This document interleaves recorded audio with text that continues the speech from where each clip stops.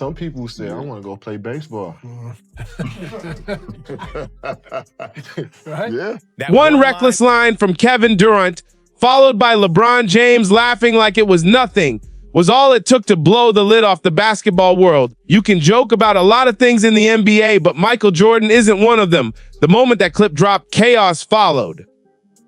Legends came out swinging, the backlash was loud, and somehow even Bronny James got pulled into the crossfire. This wasn't just another laid-back podcast moment. It hit a nerve. What started as two superstars joking around instantly turned into a cultural earthquake, the kind that forces the entire sport to pick sides. Some moments fade. Others expose how deep the loyalty, ego, and legacy wars really run. KD spoke, LeBron laughed, and in seconds, the game reminded everyone that certain names still carry weight you don't play with. In basketball, history is always listening, and it never forgets. There's a lot of stuff you got to ask yourself. You got to recommit to this game.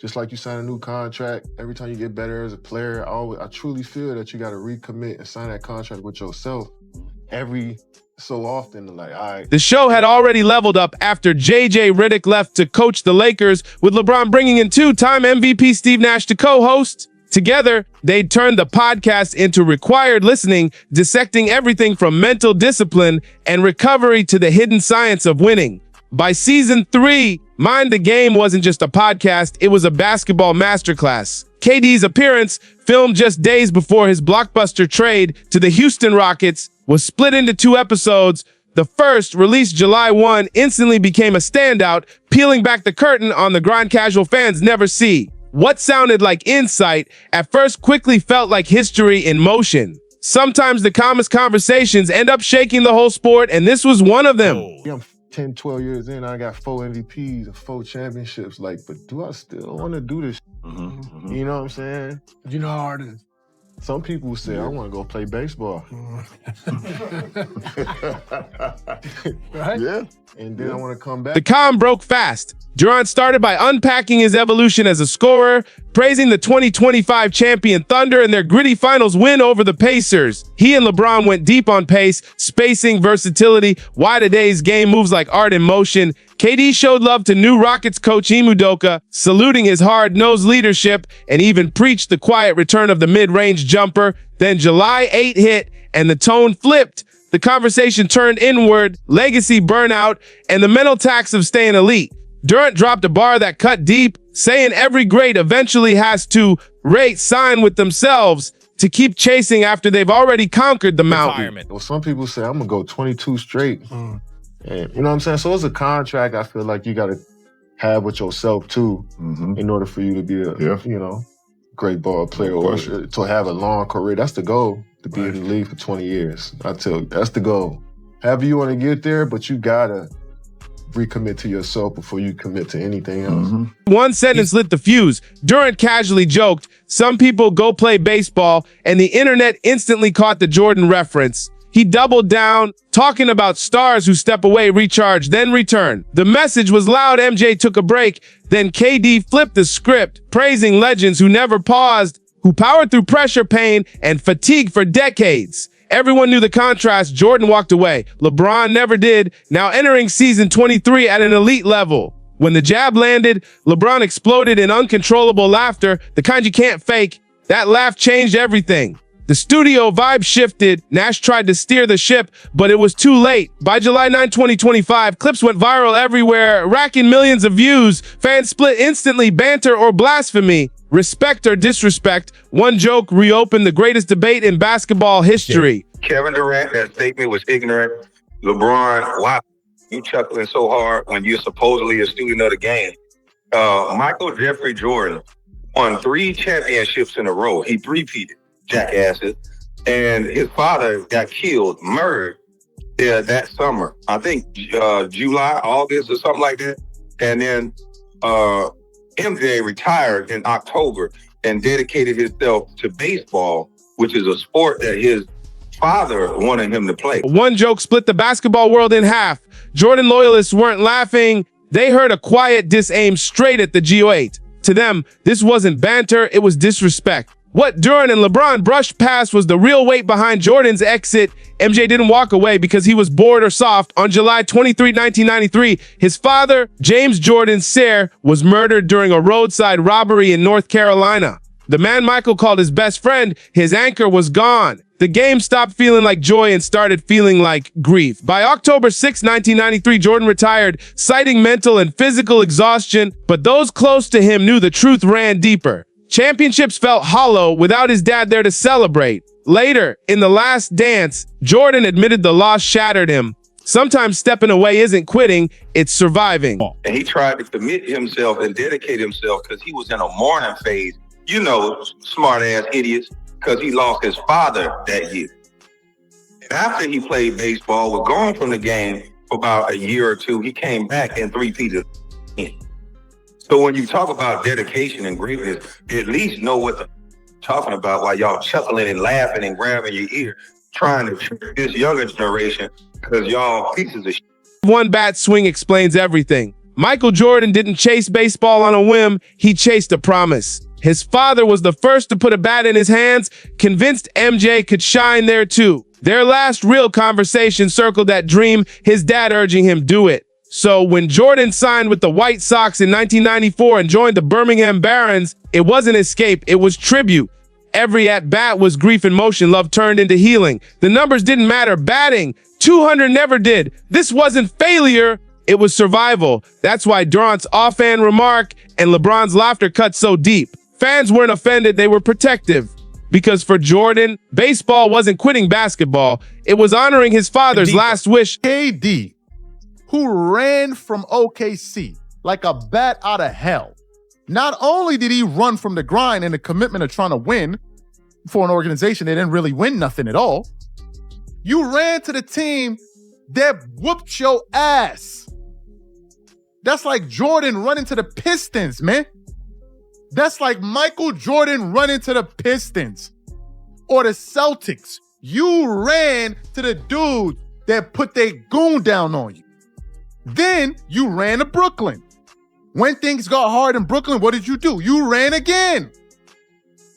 But you're talking about committing to the grind? One comment flipped respect into outrage. Fans snapped back, reminding everyone MJ didn't leave for hoops. He left after his father was murdered. The debate shifted from legacy to humanity.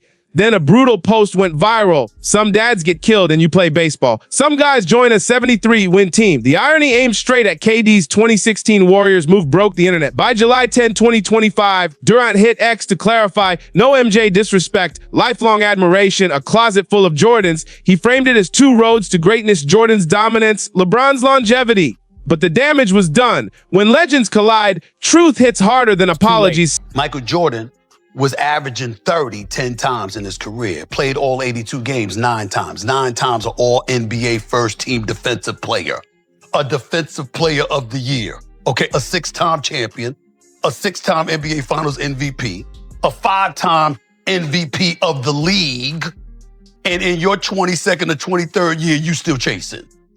Now, I don't know about the rest of y'all, but I think it's obvious who the GOAT is. The internet chose bloodlines, not balance. That clip, that laugh, that timing, it cut too close and fans felt it instantly. Any hope the outrage would fade died fast. What followed was a full-blown counterstrike. Former players, analysts, and hardcore Jordan loyalists unloaded, launching what felt like a Legends fight-back era. Then came the shockwave Quame Brown. Yes, that Quame, MJ's handpicked, no, one pick. Once a league punchline, now reborn as a fearless truth teller on YouTube, and he exploded. Quame blasted KD and LeBron for ignoring the emotional reality behind MJ's first retirement, calling it disrespect to a man who built the league, lost his father, and still returned to dominate. His words hit hardest when he said, "You claim high IQ, but you missed the lesson. In basketball, knowing the game isn't enough. You have to understand the pain behind it." You don't like me because you see me calling it like I see it. You're not Michael Jordan. You're not the GOAT. You did choke in an NBA Finals. 4 consecutive fourth quarters in an NBA Finals. This man was scoring 4 points. One game, he scored 0 points. In an NBA Finals, fourth quarter. With Jason Terry or JJ Barea guarding you. There is no explanation for that. Just when fans thought the fire would die down, it detonated again. Quame wasn't finished, he doubled down hard. Jordan didn't leave to dodge pressure. He said he left because of grief. Because a son was honoring his father's final wish, carrying pain most people could never survive. His voice shook, and the internet felt every word. The rant spread like gasoline. YouTube, TikTok, X clips everywhere, with outlets like Ticket TV blasting it louder. And then the old guard woke up. Legends who built the league stepped in to set the record straight. Enter Ron Harper, 3-time champ. MJ's right hand man in the Bulls' second three-peat. He hit X with a line that shook the timeline. He stopped 3 times and still won more than y'all. No emojis, no mercy, just history speaking. Because greatness isn't just stats, it's surviving the storm and still standing tallest. We got Nepo Baby. Homelander Jr., because LeBron is Homelander 1. Homelander Jr. sat out a preseason game. The noise got louder. Analysts jumped in, and Charles Barkley went scorched earth, calling pure hypocrisy, no loyalty, no grind, just lane switching when heat rose. He drew the hard line. Jordan endured Detroit's punishment, stayed put, and grew stronger. KD chased the easier road. Barkley doubled down with history. Nobody wanted Chicago until MJ arrived. He built a global empire from scratch. Then the Sting, LeBron's team hopping label. At that point, it wasn't debate anymore. It was a generational reckoning. Who builds, who bails, and what really defines greatness. And this ain't year 1. This is year 2. This don't make no sense.